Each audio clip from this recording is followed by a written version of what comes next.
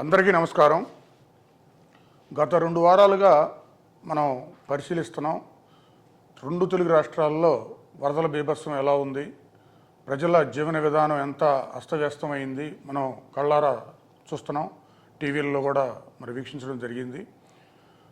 ఇటువంటి విపత్తులు వచ్చినప్పుడు భాష విద్యా సంస్థలు సేవ చేయడానికి ఎప్పుడూ ముందుంటాయి.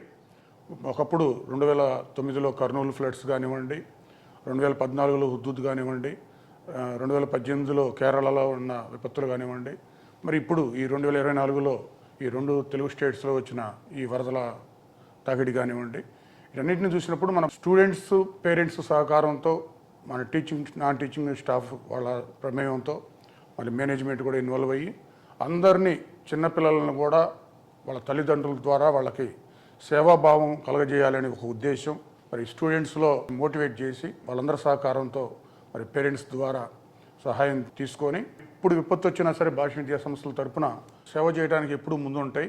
మరి అట్లానే ఇప్పుడు నిన్న విజయవాడలో వెలగపూడి సెక్రటేరియట్లో మన గౌరవనీయ ముఖ్యమంత్రి చంద్రబాబు నాయుడు గారిని కలిసి సహాయం అందించడం జరిగింది. అట్లాగే నెక్స్ట్ వీక్లో మరి తెలంగాణలో కూడా అక్కడ గౌరవనీయులు ముఖ్యమంత్రి రేవంత్ రెడ్డి గారిని కలిసి అక్కడ కూడా మరి సహాయం చేయడానికి సిద్ధంగా ఉన్నాం.